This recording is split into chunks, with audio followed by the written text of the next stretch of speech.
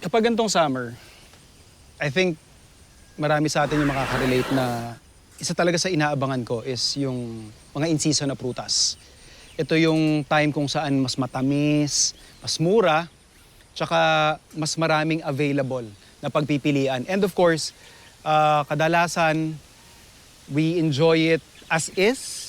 Yung iba naman ginagamit na pang-ulam or hinahalo sa ulam. And sa ibang mga restaurants na nakikita ko, lalong-lalo na sa mga Western restaurants, medyo fine dining, specifically catering to plant-based or vegan diners, isa sa mga nauuso is yung watermelon steak. So basically, it's very straightforward. Yung watermelon natin, ikakat natin into steak cut, sisir natin, and then we'll serve it with some farm vegetables. Ganon kasimple. Habang pinapainit natin yung pan, prepare lang din natin yung side dish natin.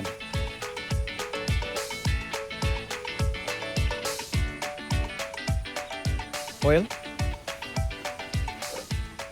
Yung ating watermelon steak.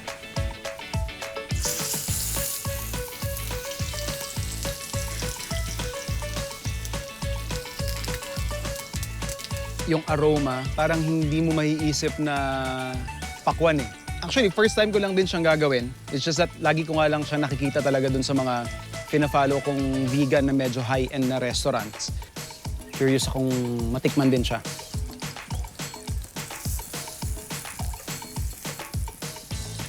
What I can imagine na nangyayari dito is, syempre, marami itong water content, tapos mataas din yung sugar content niya. So habang nagka-caramelize yung taas, naluluto yung loob. So I would imagine na yung burnt crust or yung charred crust na meron tayo dun sa taas ng watermelon would give us a different flavor profile aside dun sa nakasanayan nating pakwan lang. So at this point, satisfied na ako dun sa caramelization na nangyayari dun sa crust ng ating watermelon steak. Pwede na nating i-rest yan. Yan, oh. And kung mapapansin ninyo, hindi ko rin siya sinison. Ang dahilan ko doon is since nagkakaroon ng reaction ang salt sa ingredient, it tends to draw out the moisture. Ayokong nagtatalsikan doon sa pan. Kaya isi-season ko na lang siya bago ko i-serve. Pero habang mainit pa yung ating mantika at saka pan, isosotay na natin yung ating mga vegetables. Next, yung ating saba.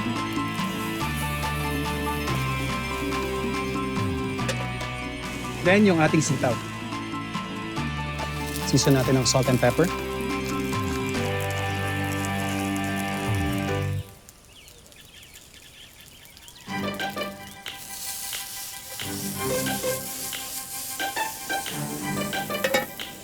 Just like that. Pwede na tayo mag-plate.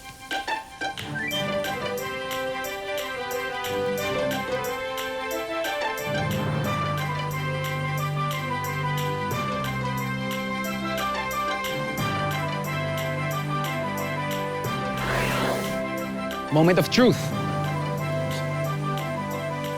Kung hindi mo alam na pakwan to, magmumukha talagang karne or tuna or salmon na marinate sa soy sauce. Pero yung lasa. Something about doon sa, again, yung na-imagine natin kanina na char, meron sa labas, tapos yung parang hindi na crispy na loob niya, or yung crunch, nabawasan na rin siya. Medyo parang in a way, yung mouthfeel niya reminiscent din ng karne. So mapepeke ka talaga, but pinaka-importante, masarap siya. Winner. Dahil in-apply natin siya ng heat, tama rin yung hinala natin na mas nag-intensify. Halos dumoble yung tamis niya. Perfect pairing din yung mga vegetables na niluto natin. Kadalasan, pag pomelo, kinakain mo siya as is, or pag gagawin mo siyang salad, kumbaga parang component lang siya. May isang bagay na madalas dinidiscard lang natin or dinidispose. Yun yung pinakabalat niya or yung rind na tinatawag. So, in other cultures, natatransform nila ito into something edible na paborito ng mga bata. So, gagawa tayo ng pomelo rind candy. So, what we need to do here is first, remove lang yung green na layer. Bakit natin siya kailangan tanggalin? Siya yung mapait. Okay? And then, i-release lang natin yung parang pinaka-rind nga doon sa pinaka-meat, yung kinakain natin madalas.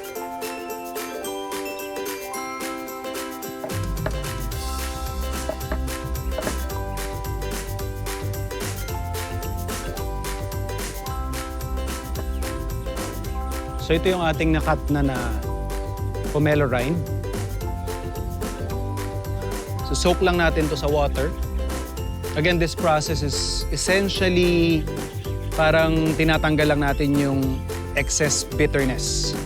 Transfer lang natin sa pan. And then we will boil it. Mga more or less mga 10 minutes.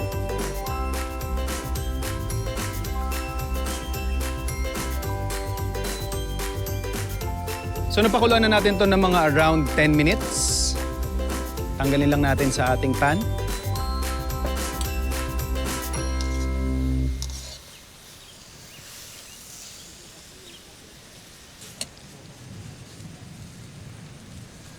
And kung makikita natin yung water niya, medyo greenish yung kulay.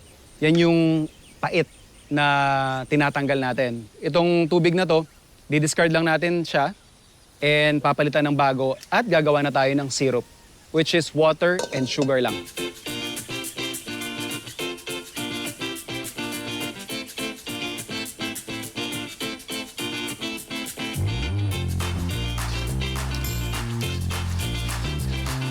Dissolve na yung ating sugar, yung atin namang pomelo rind, just like what we did the first time, squeeze out lang natin yung excess water.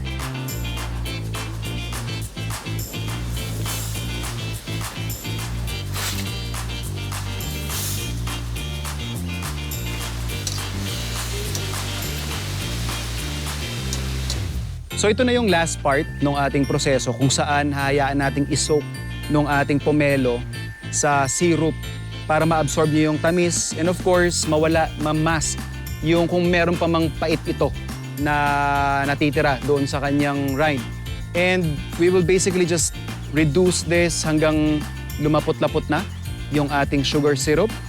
And then after that, pwede na mag-serve.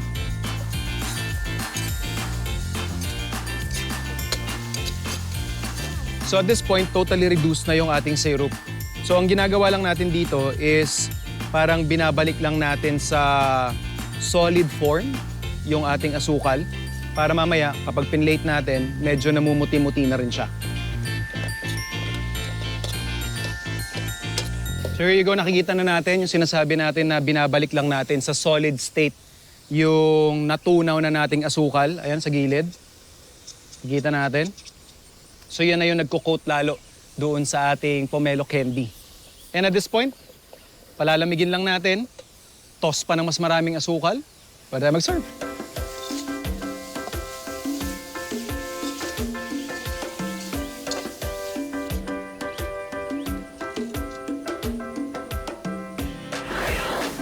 Pag titingnan mo na siya, hindi na siya mukhang balat ng pomelo, di ba? Mukha na talaga siyang candy. Yan o. Yung texture niya, medyo gooey ng kaunti. Tapos yung pait niya, saktong-saktong subtle lang. Hindi siya yung pait na ampalaya. Pero if you like, siguro may mga kakaibang flavors. Ang sarap ng combination ng matamis, tapos may umahagod na pakla, tapos maganda yung texture niya sa bibig. Perfect. Food Explorers, alam natin marami sa inyo ang nag-i-interact at syempre talagang nagpapakita ng kanilang resibo na nanonood tayo ng ating show every Sunday. At syempre, binabasa namin lahat ng mga sinasabi ninyo, kino-comment ninyo. And I think this is the perfect time para sagutin yung ilan sa inyong mga katanungan. Pero bago yan, isang special shoutout muna dun sa ilan nating mga top fans na linggo-linggo at araw-araw na may posting tayo sa ating mga social media accounts, walang humpay ang kanilang pag-interact at pag-comment at pagpapakita ng suporta sa ating food adventures. Ilan na dyan? Yung lalong-lalo na yung mga bumate nung ating 5th anniversary.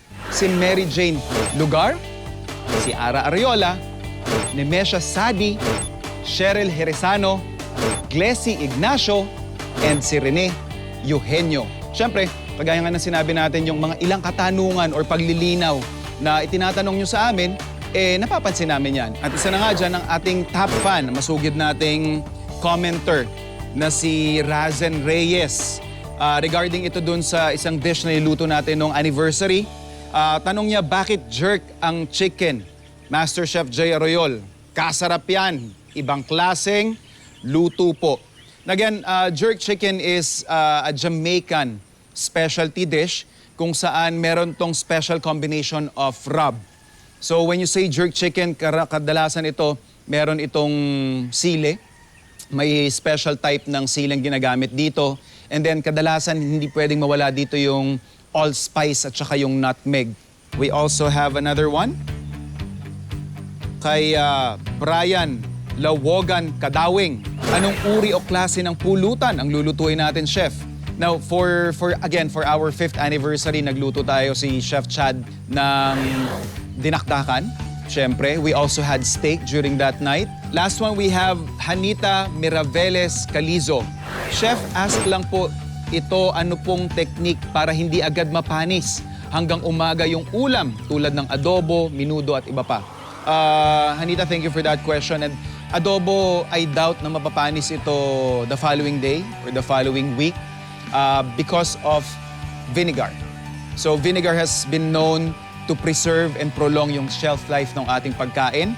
Now for dishes na may kamatis, known to be siguro catalyst sa pagkapanis ng mga pagkain, what I suggest, kung hindi mo pwedeng lagyan niya ng suka, you should store it immediately.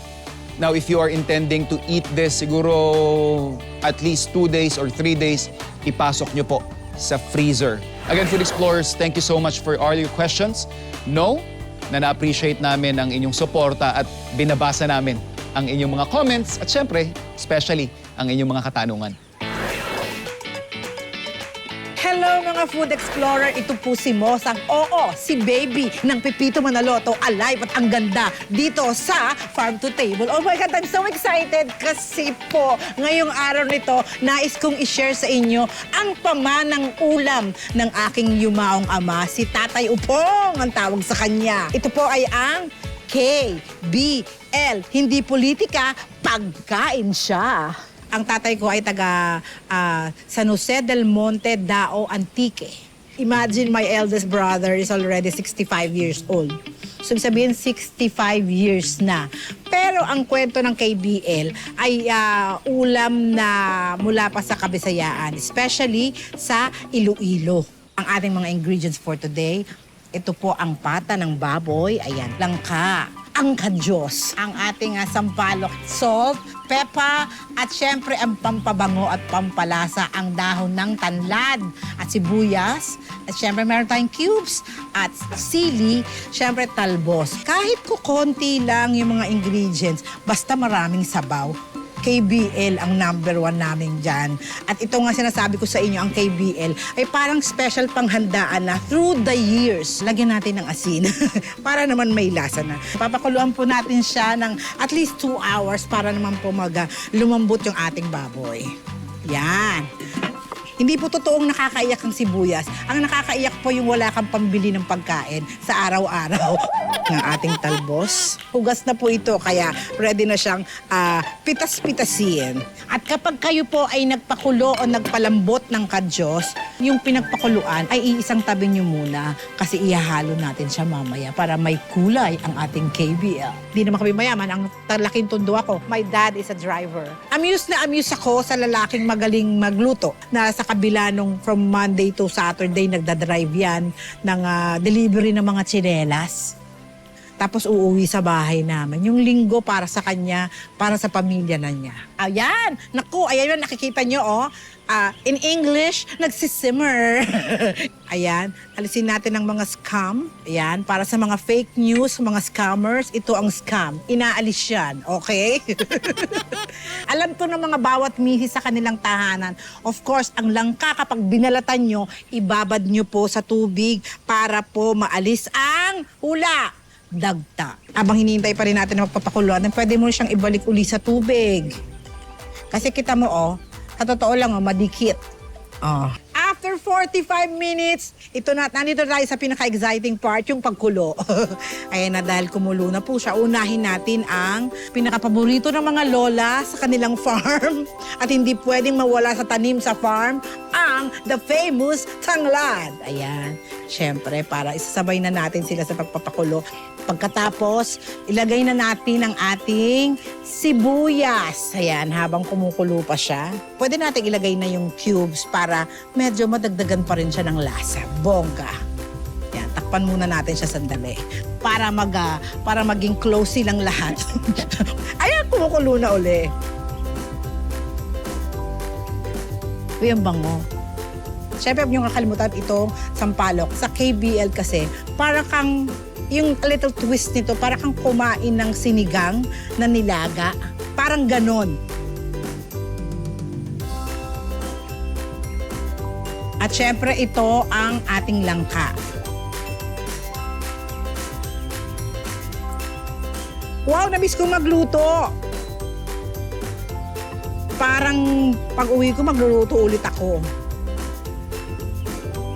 Mga food explorers, ang langka hanggat maaari at least sa mga 5 minutes, pwede na yon para lumambot lang siya ng konti. Kasi kita nyo naman, fresh from the farm.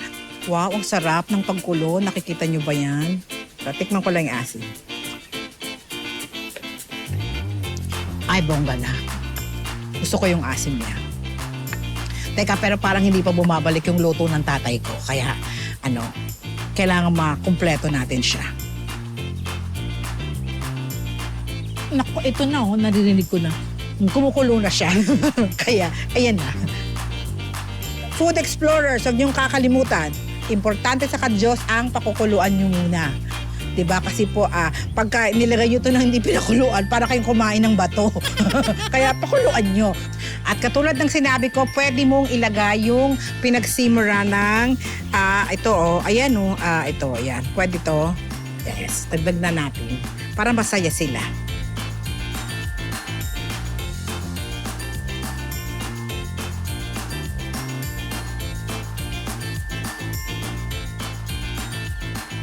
Ito na nga mga food explorer, itong pinakapaborito kong parte sa pagluluto.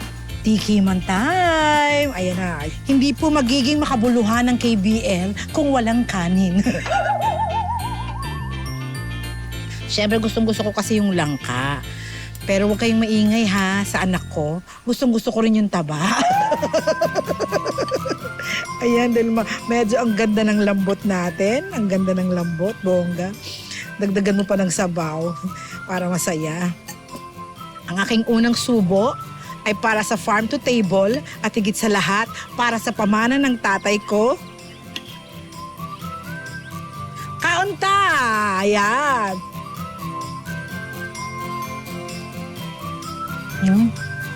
Grabe.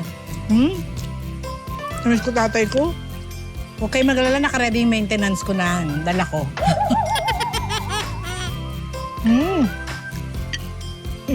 Kaya kung kayo ay meron pang mga pamanang pagkain, hanggat nagsisimula ka at bata ka pa lang, tandaan mo na. Kasi talagang ngayon I feel very grateful, thankful, and I miss my parents. At yung mga kapatid ko na talagang naging sobrang malaki ang impact sa buhay ko. Ngayon, hanggang sa pagtanda ko na, ito ay maaaring ipamamana ko din sa anak ko at sa mga magiging anak nila. Ang sarap ng KBN. Tuloy ito. The best.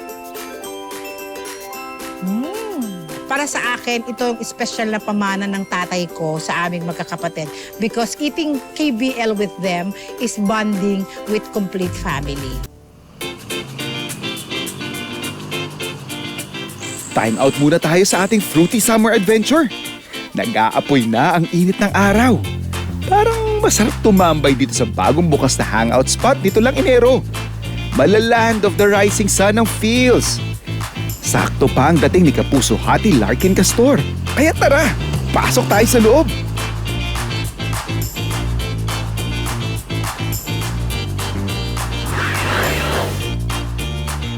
Hello Food Explorers, I'm Larkin Castor. I'm here with Sir Mateo, ang owner ng Don Don Taberu. So, ayan. Grabe, ang sasarap ng mga ulam na sa harap natin. So we're starting with our potato salad na gawa namin dito. Ito guys, yung potato salad natin. Ang sarap! Mahilig pa naman ako sa Japanese, so may enjoy ko talaga ito. And then this is our gyoza. It's a pork gyoza. Tapos ito naman yung spicy tuna salad natin. Mararamdaman mo, malalasahan mo yung dagat dyan. Before sir, nung nag-Japan ako, ganito rin yung mga kinakain ko madalas eh. Gyoza, ramen, yung mga spicy tuna. So ang close ng taste niya, close yung taste sa Japan mismo. Ito yung gyudon. Gyudon. Yeah, beef naman yan. Tapos meron kang onsen tamago. Pag basagin mo siya,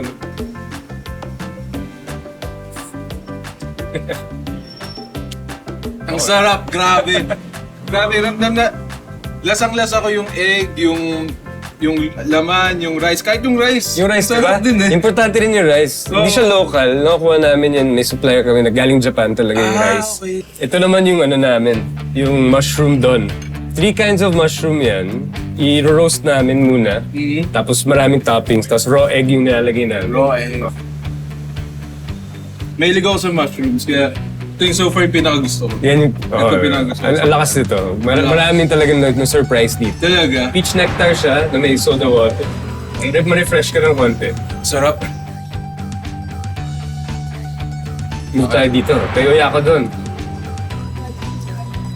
Ang sarap ng laman, ang tender. Tender siya. Oh. Maraming salamat po sa inyo mga food explorers, mga nanonood ng Apoy sa Dugo. Maraming salamat po. Patuloy niyo po sana kami supportan. Kami nila Derek, El, at iba ko pang kasama. Every afternoon prime po yan sa GMA. Ayan. Maganda, try mo yung matcha. Panalo guys, panalo. Try mo naman ito eh. Yun yung cold brew latte namin. So kami mismo nag-brew niyan. okay. Malakas yan ha. Dahan-dahan lang, baka di ka makatulog. Ito yung ice cream pala namin. So matcha ice cream siya, tapos may tempura flakes na maanghang ng konti. Bagay siya ha? Bagay siya din. Ang interesting ng texture, ng taste. Sarap. Cheers tayo dyan. Cheers! Ice cream food explorers. Tara na! Busog na busog ako sa mga hinain kanina. Nabusog din ba kayo, food explorers? Pero gaya nga ng sabi ko, kung may mga natitirang prutas, pwede pa nating itabi o gawing shake. At dahil maraming tirang langka mula sa KBL na inihanda ni Mosang, iyan ang gagawin natin ngayon. Pampatanggal umay at pampalamig na rin para sa mainit na panahon. So pag summer, alam naman natin, syempre, parang kapitbahay natin ang haring araw. So maghahanap talaga tayo ng mga paraan para mapapresko, mapaaluan yung ating pakiramdam. What I would suggest, gumawa ka ng sarili mong refreshing na inumin. Gagawa tayo ng minatamis na langka at gata. Tanggalin lang natin yung hinog na parte. So simple lang to. Ihimayin natin yung mga pira-piraso ng hinog na langka. Siyempre tubig and asukal. We will just simmer this hanggang halos matutunaw na or nadudurog na yung ating langka. And then after that, palalamigin, lalagyan ng maraming yelo. Ihalo sa gata. Super refreshing, di ba? Then after that, pwede na mag-serve.